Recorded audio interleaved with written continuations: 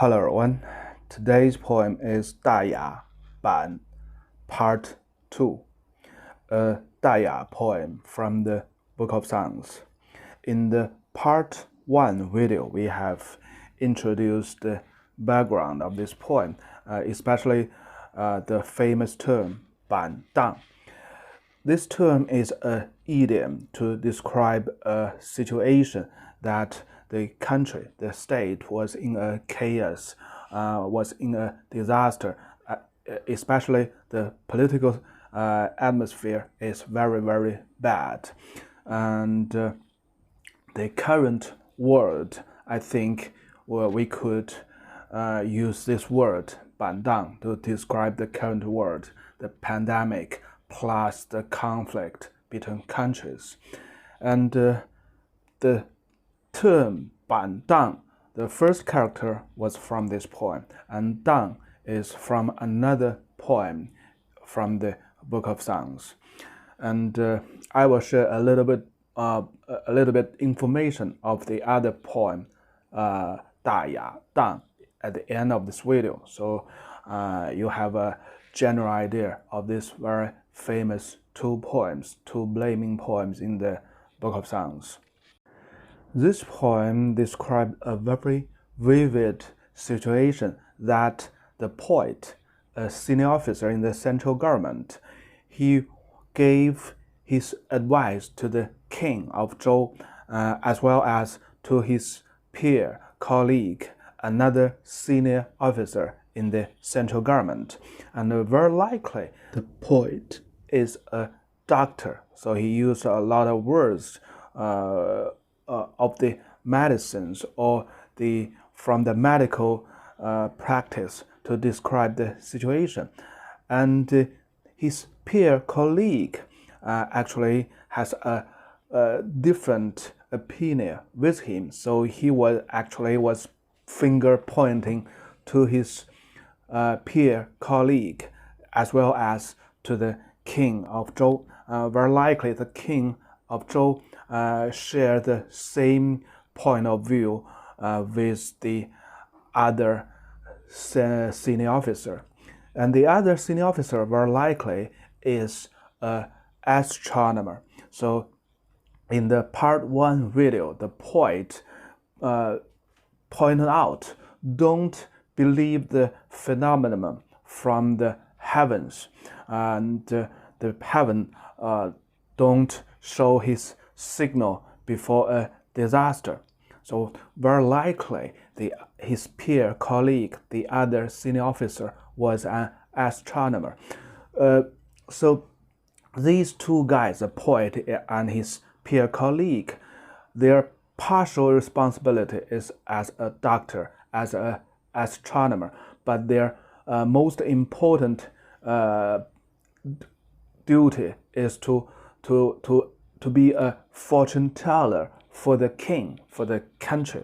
And that capability of fortune teller was combined with their skills as a doctor, as an astronomer. So that's the way the Zhou dynasty or the central government of Zhou managed their state affairs. So the king hear different opinions from different job roles, and all those job roles very likely is a fortune teller based on his skills.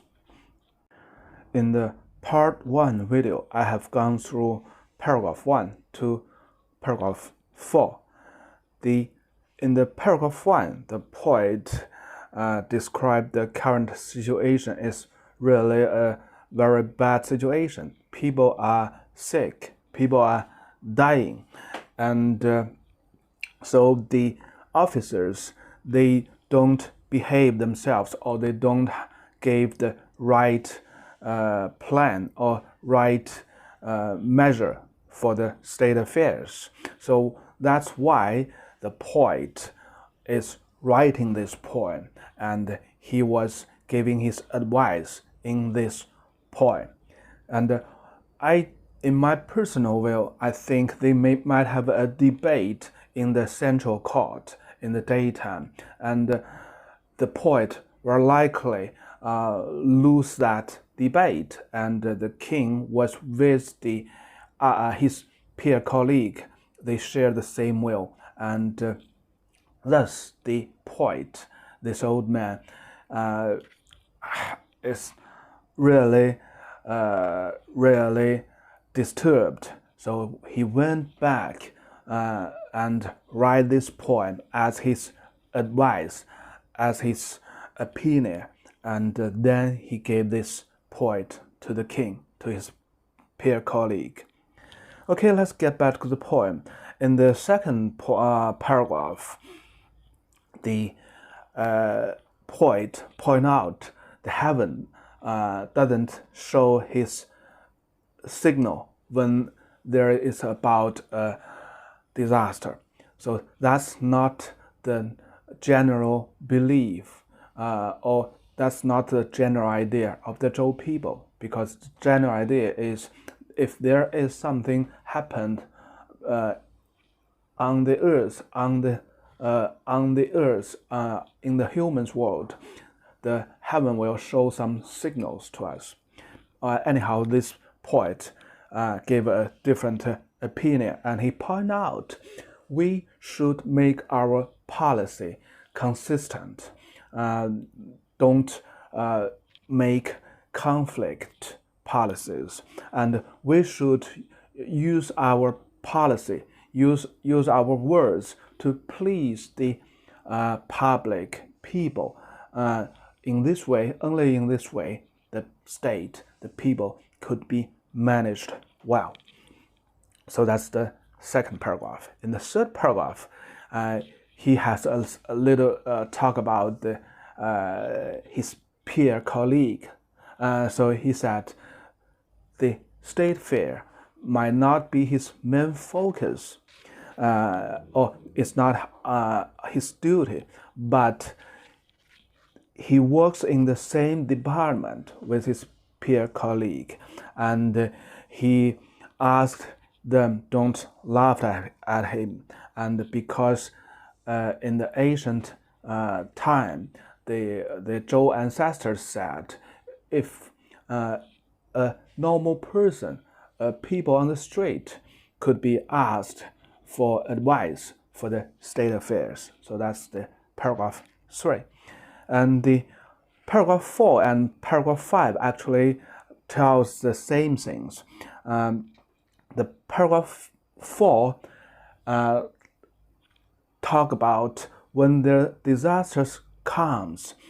The old man refers to the officers in the central government. The old men, they just stay there, overlook the situation and do nothing. And the young men, they just stood up and on their toes, and they just make some joking, do nothing. And so in that way, the poet think if all the officers in the central government behave that way, the disaster will become bigger and bigger, that cannot be resolved finally. So there is a very famous idiom in this paragraph, 不可救药. And I do believe he used the medical things to parallel the political affairs, which actually reflect he is a doctor himself. 不可救药 cannot be saved by the medicine. And in the paragraph 4, he very clearly revealed his age, which by the character Mao. Mao means 80, so the poet actually is in his 80s. Now let's get to the 5th paragraph today. 天之方蹶，无为夸皮，威仪足靡，善人宰师. When the disaster was just over, even those guys don't do anything. They just come out, brag, and brag themselves and praise themselves that claim the victory or claim the good deeds to himself. And they look so powerful. Their outlook looks so powerful and so charming. And they looks like a good man, and they also carry God. Okay, let's get to the character. 天之方蹶. 蹶 is a long word. Normally means the snow is just over, and here it means the disaster is just over. The disaster is by the heaven, right? And 无为夸皮. Pi is a long word as well, which means to enrich, to praise. So 天之方蹶无为夸皮 means all those officers in the central government, no matter they are old, no matter they are young, when the people are suffered from the disaster, they do nothing. 无为, they just do nothing. And when the disaster was just over, they just come out and brag themselves, and praise themselves, claim all the deeds by himself. And they look very charming and powerful. 粗迷, very, very charming. And they behave like a good man, 善人, a very, very good man with virtue. 宰师, 师 is the statue, or maybe a real person, an actor, to act the god. So this is a very, very normal behavior in the ancient society, no matter in China and in other countries.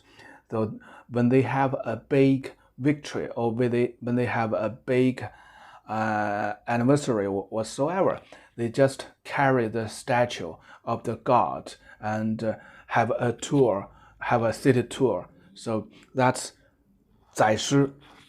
And in the Zhou dynasty, the god very likely is a human being, a kid that behave, act as that god. So this is basically this sentence means they claim everything, all the good stuff by themselves.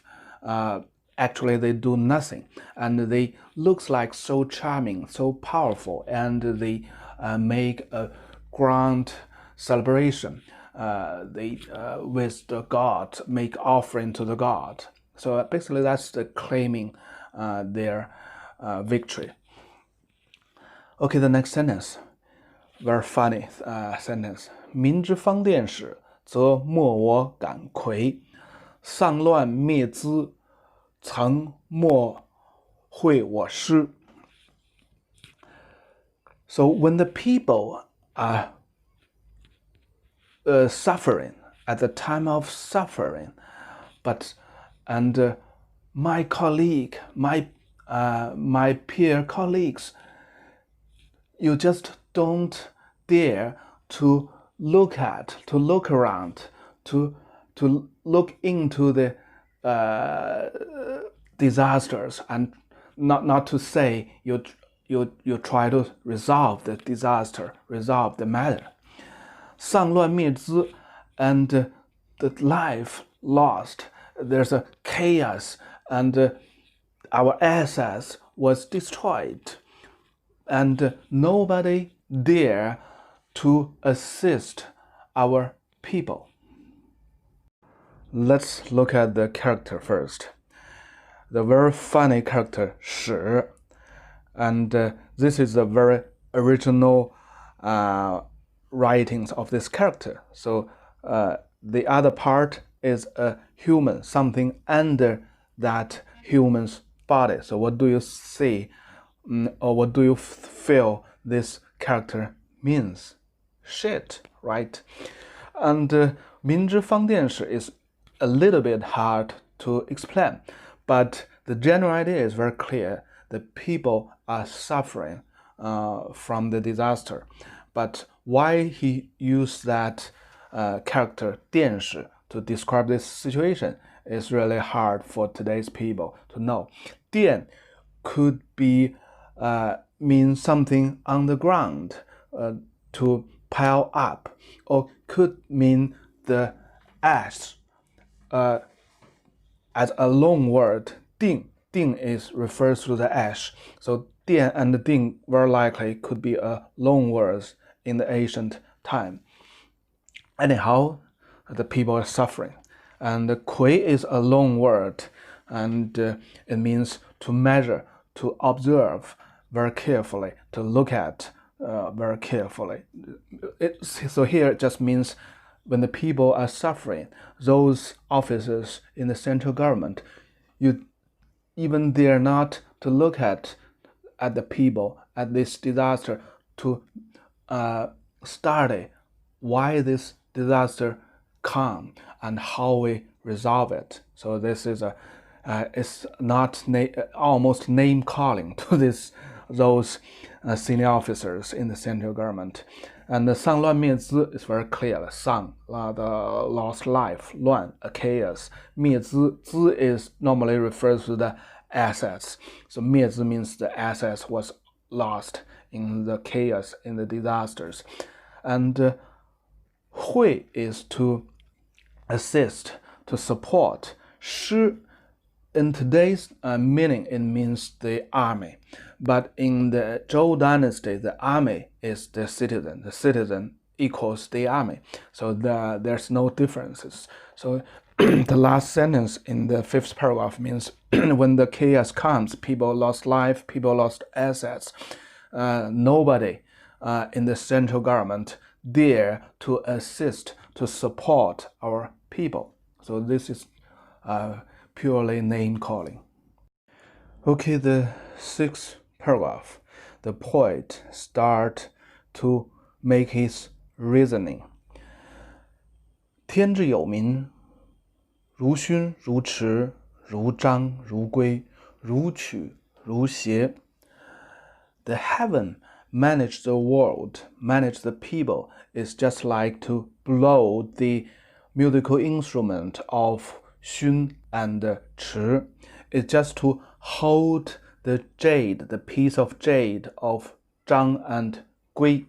It's just like to take something and carry something. Okay, there's a little bit difficulty at the very first, but let me give you the detailed explanation. 天之有明，有 is a long word, as 有 is to manage, to plan. So that's the basic philosophy, right? Everything was driven or planned by the heaven. The heaven managed the people like to blow the musical instrument. So how do you blow a musical instrument? By use your breath, use your mouth to make the sound. That's the sound touch the people, touch the listeners, right?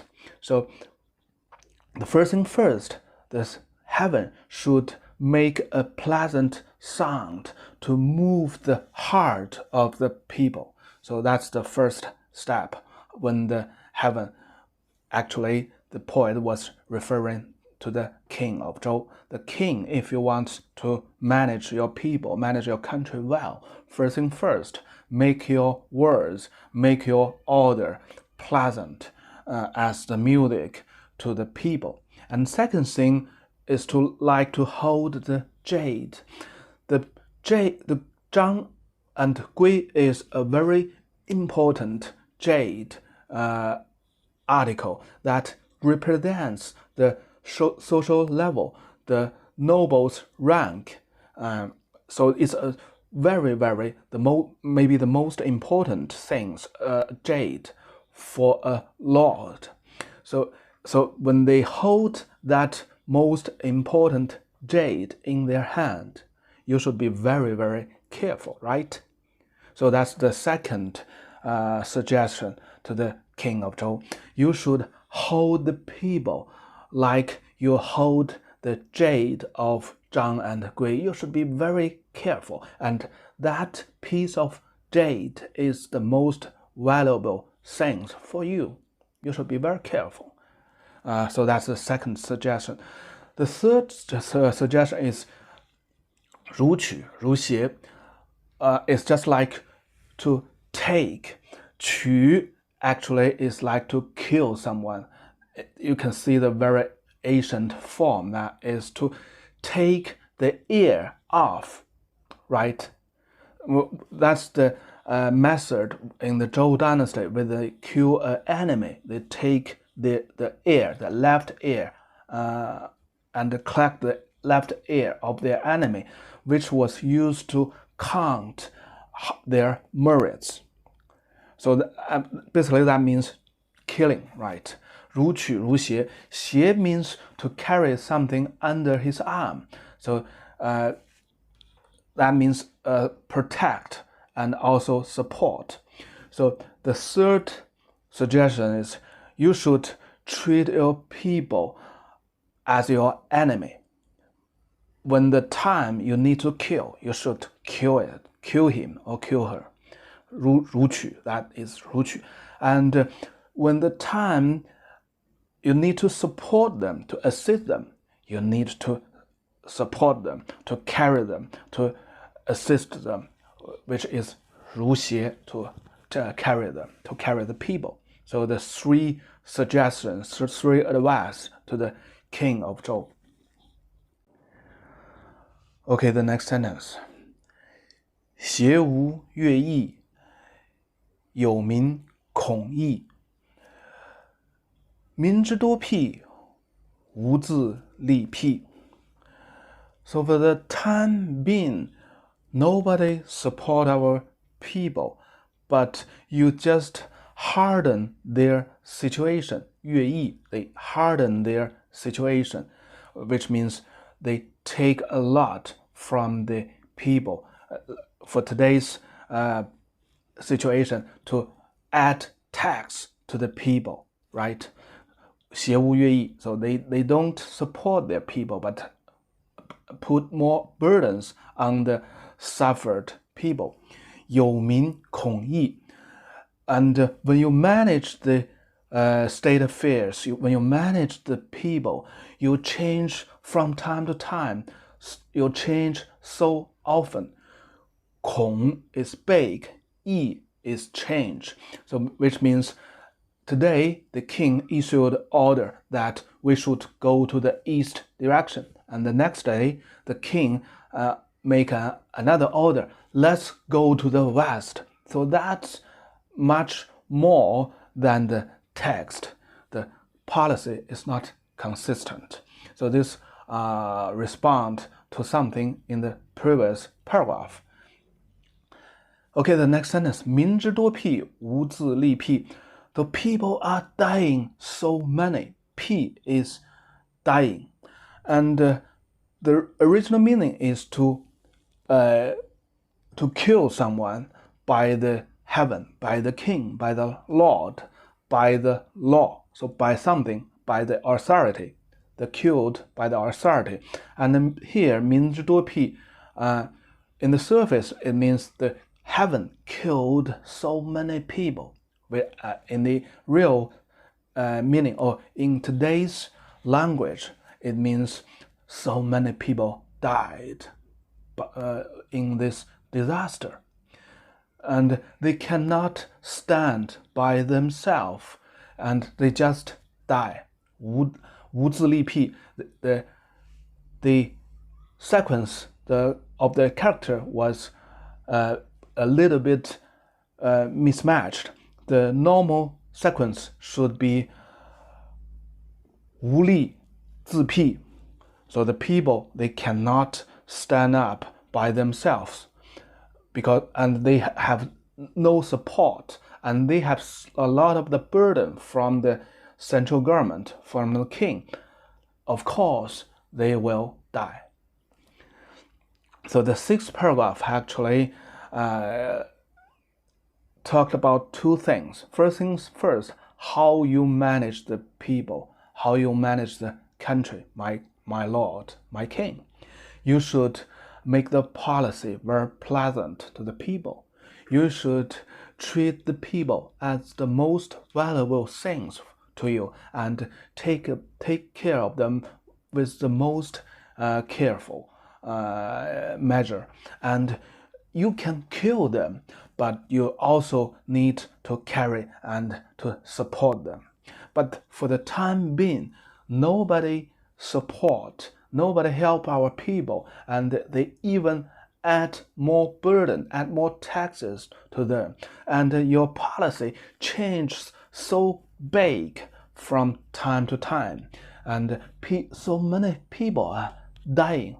Of course, at these circumstances, nobody can stood by themselves. They just die out. This is the sixth paragraph. Now the seventh paragraph. 驾人为藩，大师为元，大邦为平，大宗为汉。The warriors are the fans for the country. The generals are the walls for the country. The big states are the screen for the country. The big royal families are the pillars of the country. Okay, in this paragraph, the poet continued his reasoning how the state affairs, how the country was managed. So if we want to protect our country, we should know, first thing first, the warriors. So the warriors with the armors is the senior noble persons. So only those people have the armors when there is a war. So here actually is referring the nobles. The noble people are the fans for our country. It's just like the fans for a home. And the general, 大师, the general who lead their army, is the wall. So the wall is much more stronger, is hardening than the fence, right? So it's more have more ability to protect our country. So we should treat the nobles and the generals very well and to trust them, to support them. And then 大邦, the big states. So this is a little bit different than today's language. If we use today's language, which means 大国为平. So before the Qin dynasty, Bang was used. Or since the Han dynasty, the Chinese don't use Bang anymore. But so from here we can see that the Book of Songs is really very original and ancient. It's before the Han dynasty. The bigger states is the screen to screen the enemies from our country, and the 大宗, the big families. So the big families is not we cannot imagine the big families today by today's concept. In the Zhou dynasty, the big families could be a small state, a city. So 大宗 refers to the very closely related families to the kings. They are the bigger families. They are the bigger royal families. They are the pillars of the country. Okay, the next sentence. 怀德为宁，宗子为常，无匹成坏，无独思畏. You should do your best to make the peace, to comfort, to calm down all the people. because the sons, the grandsons of the Zhou dynasty, they are the city walls of to the Zhou dynasty, and we should never let our city walls ruined, damaged, and we should never let our sons and our grandsons alone, lonely, and afraid of. So here actually reflect some of the background of the time being, that the king and some senior officers, they do something very, very bad things toward other noble persons, other citizens, and maybe even to the princess. So there's a lot of the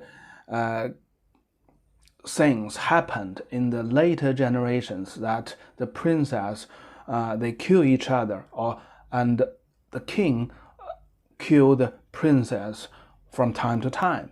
And this happened not only in China, in other countries a lot, because every prince is a potential king in someday. And so the princess, they are enemies toward each other. Of course, they are the enemies toward the current king as well. So that's the main reason. So with that understanding, this paragraph is quite simple. That the poet, this old man, trying to persuade the king that we should consolidate all the Zhou people together. We should never kill or frighten our sons, our grandsons. And because the first reason is we need these people to protect our country. They are the fence, they are the walls, they are the screen, they are the pillars. And the most important group of people is Zongzi. So Zongzi is the sons, the grandsons with the royal name. They are so called as Zongzi. So those people are the most key person to this country, because they are the city walls. Without them, you would never have your city anymore. So you should value them, to support them, and never damage them. And so the last sentence make his advice very clearly and direct. Don't let the city wall damaged. Don't let our sons and grandsons damaged. Don't let them alone. Don't let them be frightened. 独 alone, 畏 frightened. Okay, the last paragraph. From the first to the seventh paragraph, the poet looks so furious.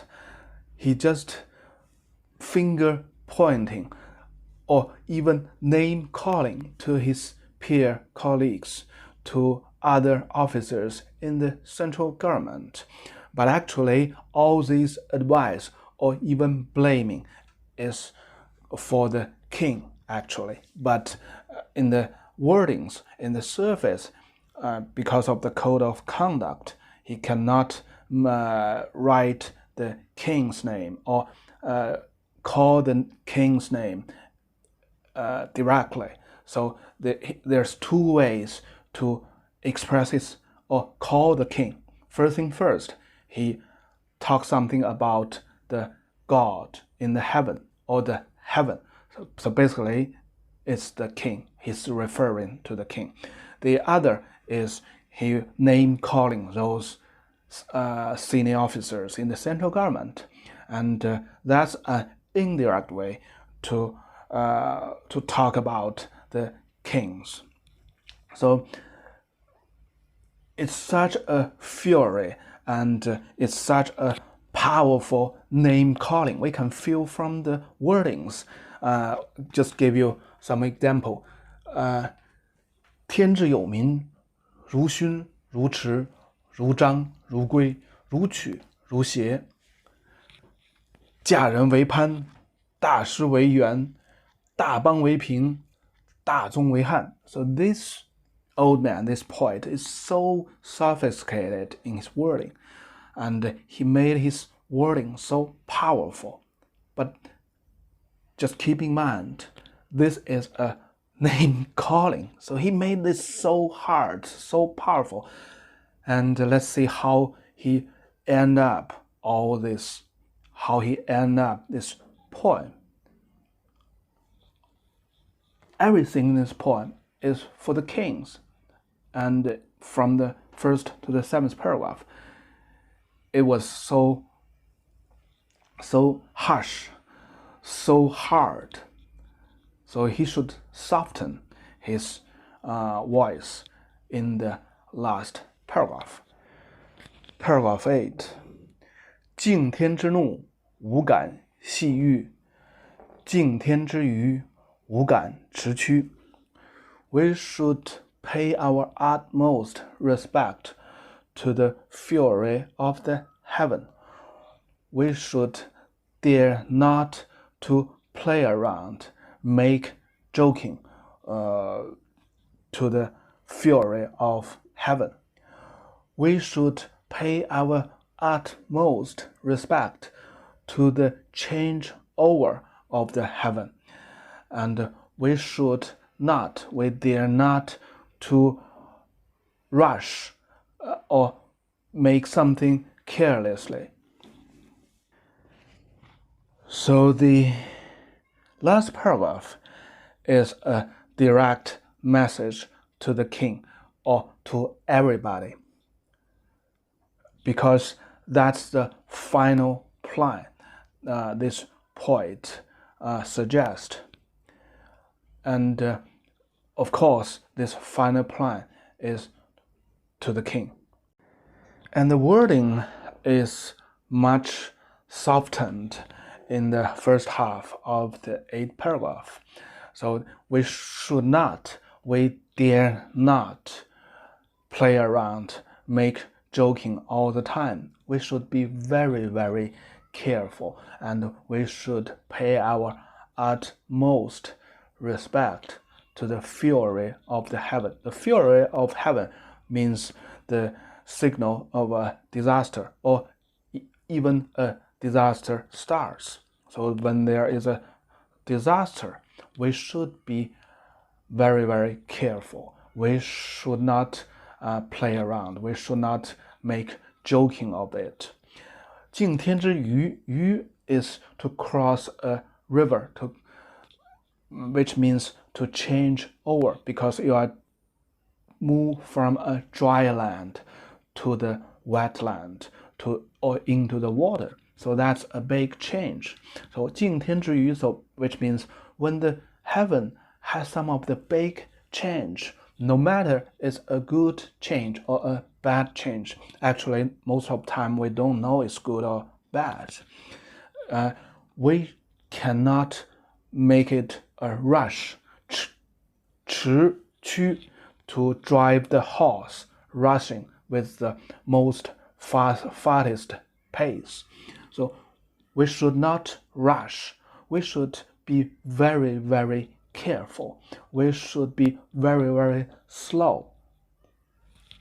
So that's the advice for the final plan. Okay, the next sentence. 昊天曰明，及尔出亡；昊天曰旦，及尔有眼。So the sentence actually reversed the sequence of the sentence. So the right sequence should be 及尔出亡，昊天曰明。So when you go out and make your order and rule the whole country, that is the best heaven, which is so-called bright.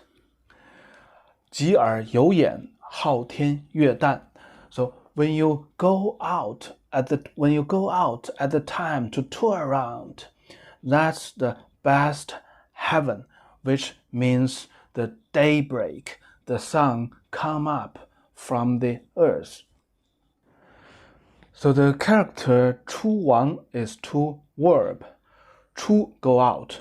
王 is to rule, to come back and forth, to talk to them, to rule them with the king's manner. So that's what's so-called Wang. So that's a big difference from today, because today Wang is a noun. It's only a noun. It cannot be used as a verb. But in the ancient classic Chinese, maybe half the time, the character Wang was used as a verb, which means to rule as a king.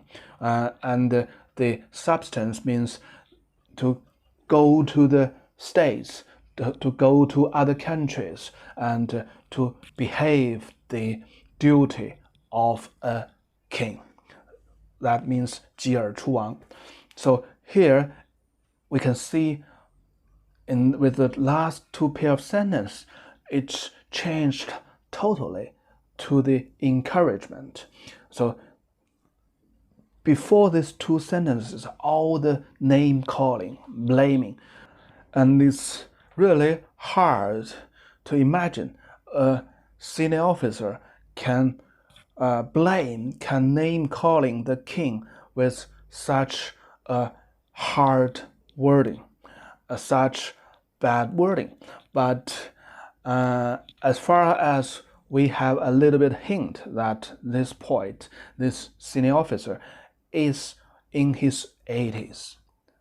So that, I think, is reasonable, and that is okay. And we have other cases in other classic literatures when a very, very old senior officer, he can make some of the very, very hard wordings toward the king without any fear, without any consequences, I should say.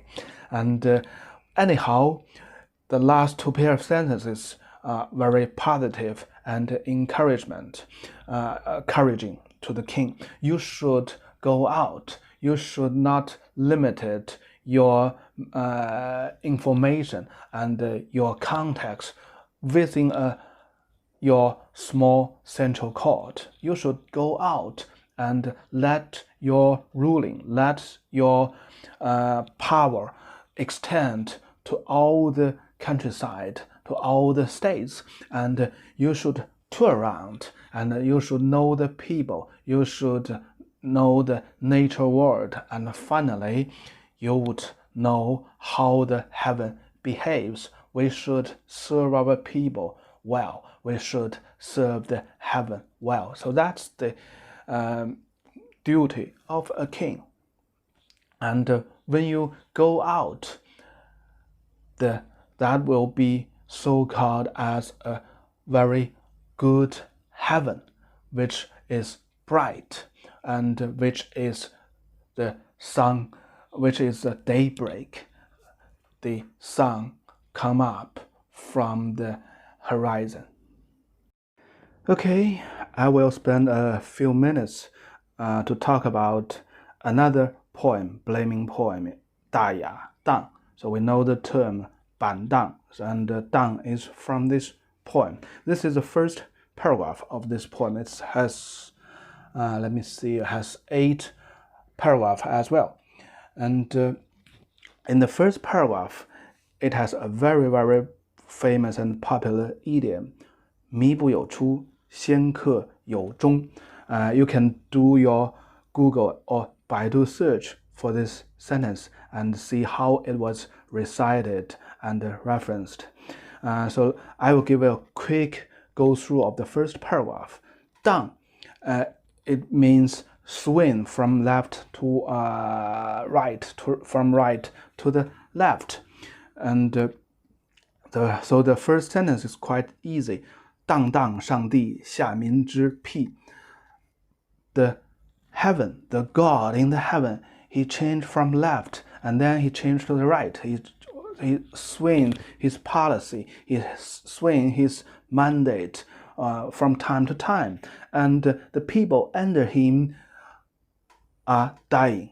下民之辟. Pi has two meanings. One is law and the other is killed by the authority. So the people under him was dying.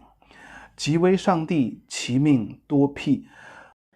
The God is powerful and harsh to us, and his ordering has so many killings, the killing to the people. 天生争民，其命匪堪. My God, you gave the life to the people under you, but their lives cannot go on anymore. Okay, the famous sentence, 靡不有初，鲜克有终. Nobody do not have a start, but few could reach his destiny. Few could have his end. So this means if we apply this sentence to the people, which means everybody was born by my glory God or by my parents, we have a good start, but very, very few could reach his life, reach his full life, which means everybody died in a young age, in middle age. So that's the meaning of this sentence, 靡不有初，鲜克有终. And if we apply this sentence to a project, that makes sense as well. Every enterprise came from a startup, but very, very few of them could reach its destiny or could be listed in the stock markets or could be survived, right? So a lot of stars end up in its midway. Okay, so much for the Daya, Dang. And the other 7 paragraphs in this poem actually is a dialogue between the king Wen and a senior consultant, a senior officer in his government. Very likely is a review talk of the previous dynasty, why the Shang dynasty collapsed, and thus the Zhou dynasty, the king Wen came to the throne and take it over. So, and the senior officer very likely is a former senior officer served in the Shang dynasty. So the two persons, they talked about, they discussed why the Shang dynasty collapsed. And this poem started with the disaster described, a ramp up of a disaster, how a disaster it looks like in the end of the Shang dynasty. The people are dying. So many people are dying, right? So that's, in that situation, it should be called, it could be called as a time of 板荡, a time of turmoil. Okay, that's for today. Bye-bye.